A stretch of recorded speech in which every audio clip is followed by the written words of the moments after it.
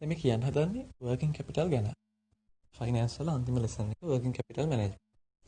මේ working capital කියලා කියන්නේ ඇත්තටම කාරක ප්‍රාග්ධනය. කියන්නේ බිස්නස් එක රන් කරන්න යූස් වෙන එදිනෙදා අපිට අවශ්‍ය කරන ප්‍රාග්ධනය. බිස්නස් එක රන් කරන්න ඕන වෙන ප්‍රාග්ධනය. මේක සම්බන්ධ නැත්නම් අර ද්‍රවශීලතාවය ලික්විඩිටි කියන එක. ඒ කියන්නේ අතන බිස්නස් එකක් වුණාම අපි මේන්ටේන් කරන්න ඕනේ ලික්විඩිටි and ප්‍රොෆිටබිලිටි දෙකම. කියන්නේ අපිට ව්‍යාපාරයේ බිස්නස් එක රන් කරන්න සල්ලි තියෙන්නත් ඕනේ. ඒ වගේම අපි ඉන්වෙස්ට් කරන්නත් ඕනේ සල්ලි. බැංකුවක් ගැන ගත්තොත් එහෙම බැංකුවක් Tamanට ලැබෙන තැන්පතු එක පැත්තකින් මිනිස්සුල්ලම දෙන්න තියාගන්නත් ඕනේ. අනිත් පැත්තෙන් ඉන්වෙස්ට් කරන්නත් ඕනේ ප්‍රතිලාභ ගන්න. ඒ නිසා මේ දෙපැත්ත ඒ දෙකම ව්‍යාපාරවල තියෙන අරමුණු දෙකක් liquidity and profitability කියන එක. ඒතර මේ working capital කියන එක අපි නිසා හරියට balance කරන්න ඕනේ. කියන්නේ ගොඩාක් වැඩිපුර තියාගන්නත් හොඳ නැහැ. ඒකට අපිට profitability කියන එක achieve කරන්න බැරි වෙනවා. අපි එදිනෙදා වේදන් ටික පියව ගන්න බිස්නස් එක රන් කරන්න සල්ලි තියාගන්නකොට ඕනවට වඩා වැඩිපුර තියාගන්න හොඳ නැහැ. ඒක ප්‍රොෆිටබිලිටි කියන ගෝල් එක achieve කරන්න අමාරු වෙනවා. ගොඩක් අඩුවෙන් තියාගන්නත් හොඳ නැහැ. ඒතර ගොඩක් අඩුවෙන් තියාගත්ත අපිට ලික්විඩිටි කියන එක අර ණය ගෙවන්න, අමුද්‍රව්‍ය මිලදී ගන්න, මේ වගේ දේවල් කරන්න සල්ලි නැති වෙනවා. ඒ working capital අවශ්‍ය ප්‍රමාණයට ගන්නට අපි තියාගන්න ඕනේ. මේ working capital හා බෙදෙන concept දෙකක් තියෙනවා. එකක් තමයි gross working capital, අනිත් එක තමයි net working capital. පළවෙනි එක gross working capital. gross working capital කියලා කියන්නේ සමස්ත current assets කියන එක. නැත්නම් ජංගම වත්කම් සමූහය සමස්ත එකතුව. කියන්නේ ජංගම වත්කම් වල current assets වල කරලා තියෙන total investment එක කියන එක. يعني කොච්චරක් අපි කරලා තියෙන investment current assets වල. ඒක තමයි අපි කියන්නේ gross working capital කියලා. يعني cash මුදල් අතීත මුදල් බැංකු මුදල් debtors ලා ණය ගැතිය. ඊපස් කෙටිකාලින ආයෝජන මොනවා හරි කරලා තියෙනවා නම් inventory ඒ සියල්ල එකතුව තමයි අපි කියන්නේ gross working capital එක. ඔක තමයි අපි ගාව අපේ අතේ තියෙන working capital එක. يعني ද්‍රවශීලතාවය වැඩිම වත්කම් වල එකතුව. ඒක අපි කියන gross working capital කියලා. ඔක ඇතුළේ තියෙන current assets විතරයි. දෙවෙනි concept එක තමයි net working capital. net working capital. ඒ කියන්නේ ආ gross working capital කියපු current assets වලින් අපි අඩු කරන current liabilities. current assets වලින් ජංගම වත්කම් වලින් අපි අඩු කරන ජංගම working. ඒතර අපිට එනවා net working capital එක. difference between current assets and current liabilities. current assets වලින් පෙන්නන්නේ අපිට ව්‍යාපාරය රන් කරන්න තියෙන ජංගම වත්කම් මොනවද? ද්‍රවශීලතාවය වැඩි වත්කම් මොනවද? හරිද? එතකොට current liabilities වලින් පෙන්නන්නේ ඒවා පාවිච්චි කරලා අපි settle කරන්නේ මොනවද? يعني current assets පාවිච්චි කරලා අපි current liabilities settle කරන්න. ජංගම වත්කම් අපි පාවිච්චි කරන ජංගම වකින් කියවන්න. අතේ තියෙන සල්ලි තොග විකුණලා හම්බෙන්න ඕනේ සල්ලි ටික. ණය ගැතියන්ගෙන් එන සල්ලි ටික පාවිච්චි කරනවා අපි ණය හිමියන්ට ගෙවන්න. ව්‍යාපාරයේ තියෙන කෙනෙක් කෙටි කාලින ද්‍රවශීලතාව අවශ්‍යතාවලට ගෙවන්න පාවිච්චි කරනවා.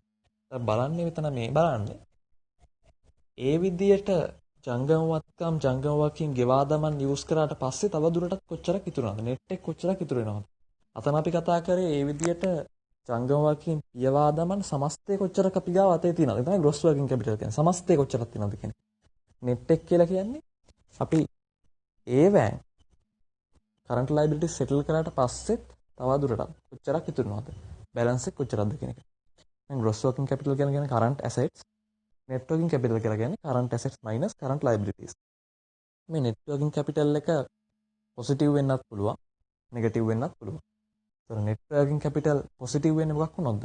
يعني ජංගම වත්කම් වලින් ජංගම වල්කීම් අඩු කරාම එන උත්තරේ positive වෙන්නේ.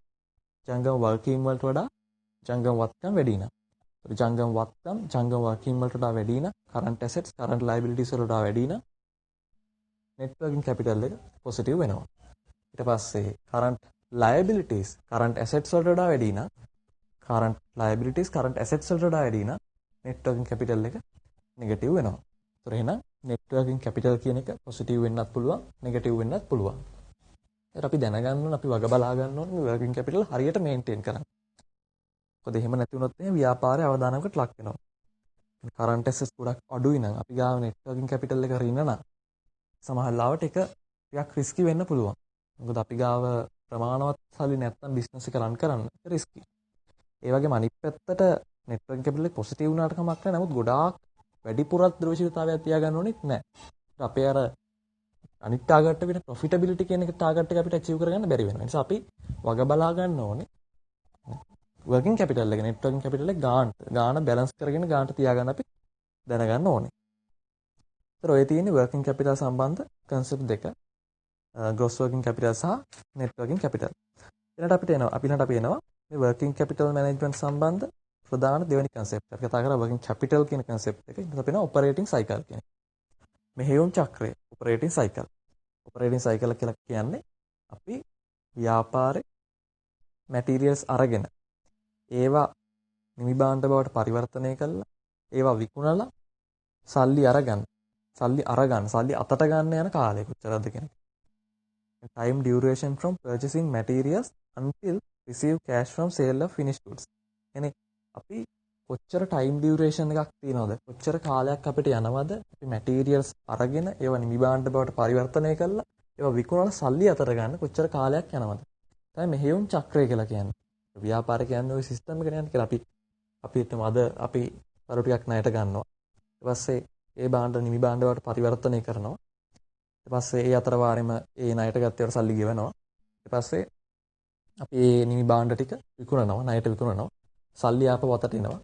ඊට පස්සේ ආපහු ණයට බඩු ගන්නවා. එහෙම චක්‍රයක් නෑනේ ව්‍යාපාරේ. මෙහෙයුම් චක්‍රයක් යන්නේ. ඒකට තමයි මේ ඔපරේටින් සයිකල් එක කියලා කියන්නේ. අපි බලන්නේ ඔක කොච්චරක් දිගයිද කෙනෙක්. කොච්චර කාලයක් තුරට යනවද කෙනෙක්. මේ ඔපරේටින් සයිකල් කියලා කියන්නේ රිසෝසස් ඇක්වයර් කරන තැන ඉඳන් ගුණ නිමි භාණ්ඩ වලට කියන්නේ ෆිනිෂ් ගුඩ්ස් වලට අයිටම්ස් කන්වර්ට් කරලා ඒ රිසෝසස් ටික ෆිනිෂ් ගුඩ්ස් වලට කන්වර්ට් කරලා සෙල් කරලා කෑෂ් අතට ගන්නකම් කොච්චර කාලයක් යනවද කියලා මේ බලන්නේ ඔපරේටින් සයිකල් එක යටතේ. ඒතර මේ ඔපරේටින් සයිකල් කියලා කියන්නේ එහෙනම් මැටීරියල්ස් පර්චේස් කරන තැන ඉඳන් ඒව ෆිනිෂ් ගුඩ්ස් වලට කන්වර්ට් කරලා විකුණලා සල්ලි අතට ගන්නකම් තියෙන සම්පූර්ණ කාලය. මේක අපිට කොටස් තුනකට බෙදන්න පුළුවන්. මේ සම්පූර්ණ ඔපරේටින් සයිකල් එක ෆේසස් තුනකට අපි බෙදන්න පුළුවන්. එකක් තමයි රිසෝස් ඇක්වයර් කරන කාලය. කියන්නේ රිසෝසස් ඇක්වයර් කරන්න කොච්චර කාලයක් යනවද? කියන්නේ මැටීරියල්ස් පර්චේස් කරලා ඒවා නිෂ්පාදනයට භාවිතා කරන්න කොච්චර කාලයක් යනවද? දෙවෙනි එක තමයි මැනුෆැක්චරින් කියන්නේ මැනුෆැක්චර් කරන කාලය. ඒකට මේ මැටීරියල්ස් යූස් කරලා නිමි භාණ්ඩ හදන්න කොච්චර කාලයක් යනවද? තුන්වෙනි එක තමයි ඒ හදපු භාණ්ඩ විකුණලා සල්ලි අතට ගන්න කොච්චර කාලයක් යනවද?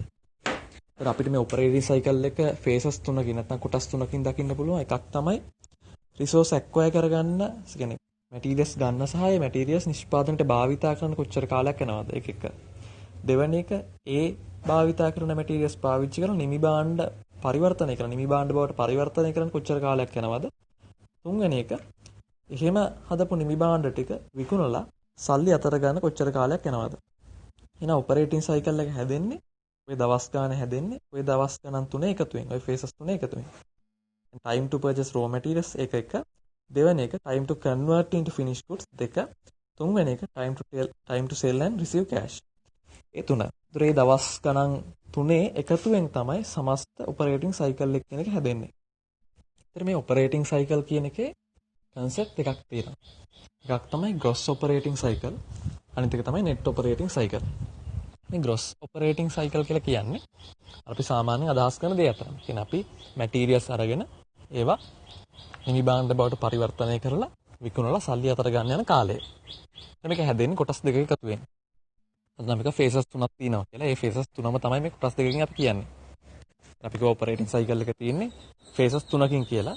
කියන්නේ raw materials ගන්න යන කාලේ, manufacture කරන්න යන කාලේ සහ විකුණන සල්ලි ගන්න යන කාලේ. ඒකම තමයි මේ විදි දෙක. කියන්නේ ඒකම තමයි මේ කොටස් දෙකකට අපි කියන්නේ. මේ gross operating cycle එකේ කොටස් දෙකක් තියෙනවා. එකක් තමයි inventory conversion period එක. අනිත් එක debtors collection period නැත්නම් debtors conversion period එක.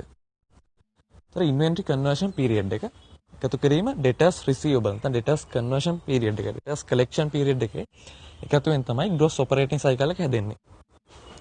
මේ inventory conversion period එක කියන්නේ කොටස් තුනක් තියෙනවා. පළවෙනි එක raw material conversion period එක. දෙවෙනි එක work in progress conversion period එක. තුන්වෙනි එක finished goods conversion period එක. ඒතර මේකේ තේරුම තමයි අර අපි කියව පළවෙනි දේ අතන. raw material conversion period එක කියලා කියන්නේ raw materials අරගෙන purchase කරලා ඒවා නිෂ්පාදනයට භාවිතා කරන්න කොච්චර කාලයක් යනවද? materials අරගෙන නිෂ්පාදනයට use කරන්න කොච්චර කාලයක් යනවද? හරිද? ඊළඟට දෙවෙනි එක work in progress conversion period. ඒ කියන්නේ يعني අපි දැන් raw materials අරගෙන භාවිතා කරා නිෂ්පාදනයේ. raw materials අරගෙන ඒවා පාවිච්චි කරා නිෂ්පාදනයට. පාවිච්චි කරලා බාගෙට හදපු items තියෙනවා. කියන්නේ work in progress items තියෙනවා. ඒ ටික නිමි භාණ්ඩ බවට පරිවර්තනය කරන්න, ඔය නොනිමි ටික නිමි භාණ්ඩ බවට පරිවර්තනය කරන්න, ඒ further process කරන්න කොච්චර කාලයක් යනවද කියන එක. තුන්වෙනි එක finish goods conversion period. ඒතර ඔය විදියට raw materials convert කරලා නොනිමි භාණ්ඩ work in progress convert කරලා හදපු නිමි භාණ්ඩ ටික විකුණ ගන්න කොච්චර කාලයක් යනවද? හදපු නිමි භාණ්ඩ ටික විකුණ ගන්න කොච්චර කාලයක් යනවද? තමයි finish goods conversion period කියලා කියන්නේ. ඒතර ඔය inventory conversion period එක මොකද අතරම උනේ? ඔය inventory conversion period කියලා කියන්නේ raw materials, work in progress, finished goods conversion period තුන එකතු. ඒක තේරුම තමයි raw materials අරගෙන ඒ ටික finished goods වලට convert කරලා විකුණන්න කොච්චර කාලයක් යනවද? ඒක තමයි තේරුම. inventory conversion period කියලා කියන්නේ raw materials අරගෙන finished goods වලට convert කරලා ඒ ටික විකුණ ගන්න කොච්චර සල්ලි ගන්න නෙවෙයි විකුණන්න කොච්චර කාලයක් යනවද? තමයි inventory conversion period කියලා කියන්නේ. ඒකට අපි එකතු කරනද විකුණලා ඉවරයි අපි සල්ලි ටික සල්ලි ගන්න විතරයි තියෙන්නේ. අපි භාණ්ඩ ටික විකුණලා ඉවරයි. ණය විකුණුවේ ණයට. ඒ ණයට විකුණපු භාණ්ඩ ටික විකුණලා සල්ලි ගන්න කොච්චර කාලයක් යනවද? කියන්නේ debtors ලාගෙන් collect කරගන්න කොච්චර කාලයක් යනවද? අපි කියන debtors collection period එක කියලා. ණය එකතු කිරීමේ කාලය. debtors collection නැත්නම් debtors conversion period කියලා කියනවා. receivable collection නැත්නම් receivable conversion period එක.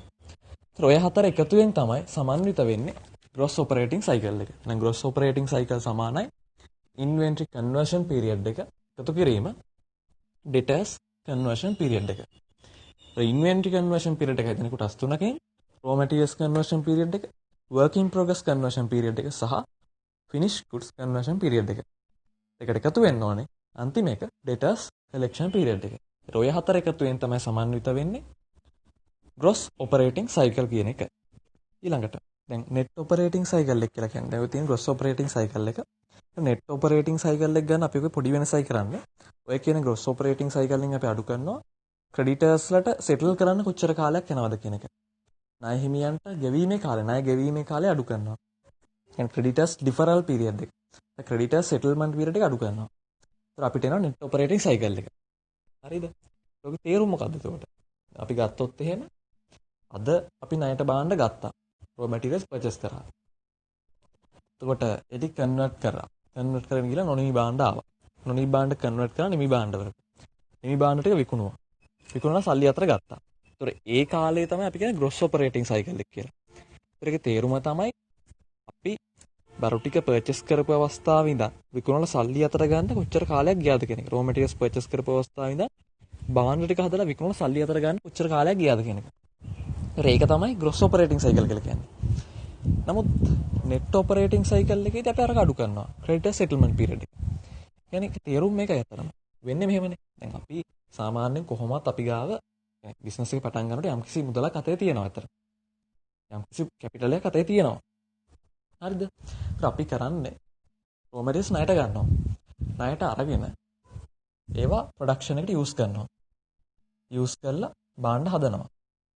භාණ්ඩ හදලා කොහොමත් කියන්නේ ක්‍රෙඩිටර්ස්ලා අපිට දෙනවනේ සෙටල්මන්ට් පීරියඩ් එක අපිට කියනවා මාසයක් ඇතුළත සල්ලි ගෙවන්න කියලා. එතකොට ඉතින් අපිට බරු ටික හදලා ඉවර කළා, බරු ටික විකුණලා ණය ගැතියන්ගේ සල්ලි එකතු වෙනවා. එහෙම බලාගෙන ඉන්න බෑනේ. ඒගොල්ලෝ දීලා තියෙන මාසෙ නම් මාසෙන් සල්ලි ගෙවන්න ඕනේ අපි කොහොමද? ඒ නිසා බරු ටික දැන් ණයට ගත්තා. නිෂ්පාදනය කරගෙන යනවා. ඒ අතර වාරෙම ණය හිමියන්ට සල්ලි ගෙවනවා. يعني බරු ටික ණයට ගත්තාට සල්ලි ගෙවනවා. හරිද? يعني සමහර විට අපි හිතමු දැන් මෙහෙම කියලා අපි හිතමු gross operating cycle එක කියනවා දවස් 100ක් කියලා. දවස් 100ක් කියනවා gross operating cycle එකේ තේරුම තමයි අපි බඩු ටික ණයට අරගෙන නිමි භාණ්ඩ බවට පත් කරලා විකුණලා සල්ලි අතට ගන්න දවස් 100ක් යනවා. නමුත් ඕකේ ආරම්භක දවසේ ඉඳන් අපි හිතමු දවස් 20ක් ඇතුළත අපි ණය හිමියන්ට ගෙවන්නවා. يعني ආරම්භක දවස් තමයි අපි ණයට බඩු ටික ගත්තේ. ණයට raw materials ගත්තේ ආරම්භක දවසේ. දවස් 100 ආරම්භක දවස්. අද තමයි ගත්තේ.